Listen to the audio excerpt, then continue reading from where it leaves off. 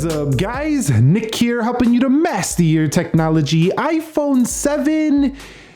Apple's not playing around, okay? I wanted to make this video to give you an update on the iPhone 7 for the month of September of 2019. There's rumors that the iPhone 7 is actually going to get discontinued when the iPhone 11s do launch, at least for sale at Apple stores. We'll have to see if that remains intact, but it seems plausible as the iPhone 4.7-inch update to the SE has just been rumored and been leaking to come out in spring 2020. I'll take that with a grain of salt, as we've seen rumors on SE updates before and we haven't seen them, but we'll see what happens with iPhone 7. Anyway, we're here to discuss how it's doing here in September 2019, and Apple's not playing around with these older iPhones. Let me show you what I mean. Let's begin with a boot up test in 3, 2, 1. Now this iPhone 7 right here is the top end model. This is the 256 gigabyte and it is running iOS 13.1, the developer beta 2. It's the one that just came out yesterday. So it's the latest official software as of the recording of this video, and you can see in just under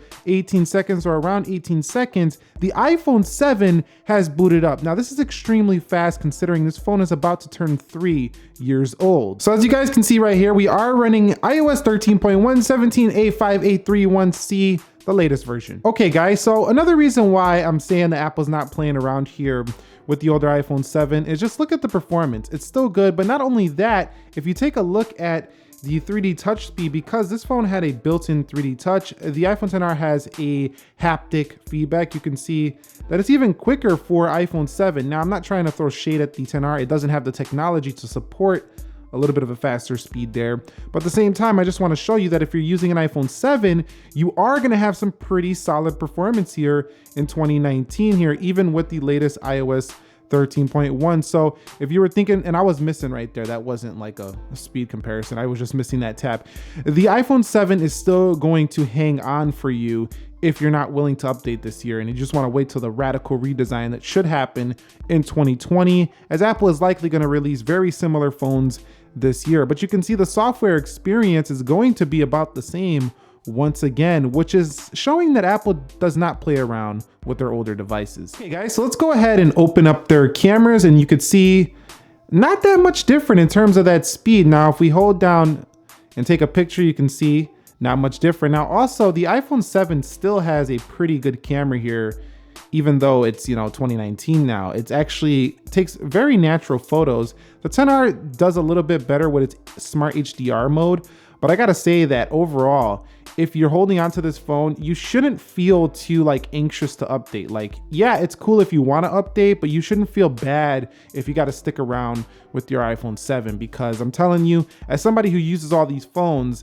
this one has definitely been holding on very strong. And if I wasn't reviewing phones, I would probably still be using my 7 Plus here for iPhone land. Okay, so I took a 20-second video, nothing huge, but I just want to show you that the iPhone 7, you see when you open things up, still performing well.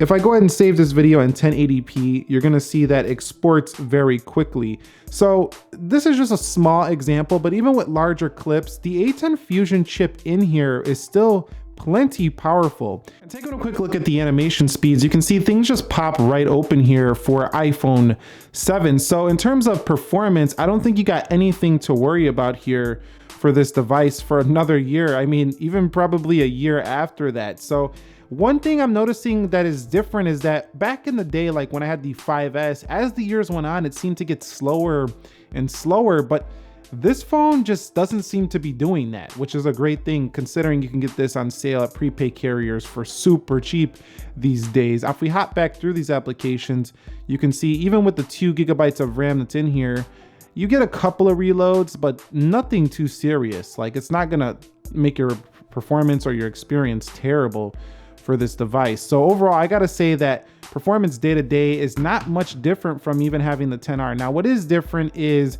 the gestures is a cool experience here for XR. XR is also getting a lot faster for the iOS 13 experience as well.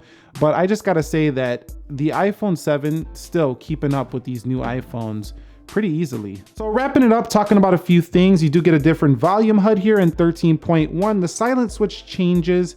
In addition to that, we have the dark mode, which we talked about extensively on the channel already. And by the way, if you were wondering how it looks on the LCD panels, it actually does pretty well at nighttime. So it's better having it on LCD than not having it. I mean, we have dark mode on the Macintosh as well as the iPad. And you can see that the 3D touch here just looks a little bit different. Nice and clean here in iOS 13.1. You could rearrange your apps like so. You have the Find My, which combines two applications. Shortcuts gets a nice new update here.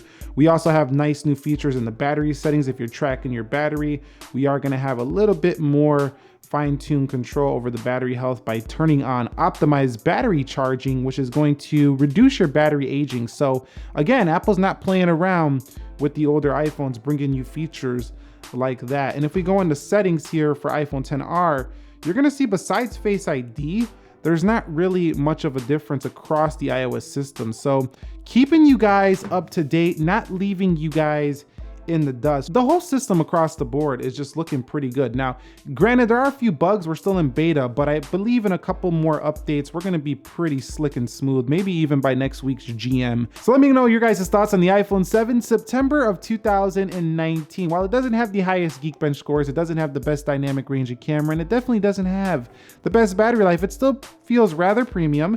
It still has a very up-to-date software. It still runs very smooth. And if you're looking to buy one of these secondhand, without a doubt, it's an easy recommend, especially if you can live with the older design. It really is pretty comfortable this size compared to all these new massive, larger phones. While it isn't as great as the iPhone XR, it isn't as great as some of the newer iPhones, it's still something you can hang on to, and I think you'll be fine. I think you'll be fine if Apple just isn't exciting you this year and you want to wait one more year. That's what I'm trying to get at here. So Apple is not playing around. Thumbs up if you enjoyed this video. Subscribe if you haven't already. Turn the bell notification on if you want to see more videos like this. Nick here helping you to master your technology. Be sure to be well, and peace.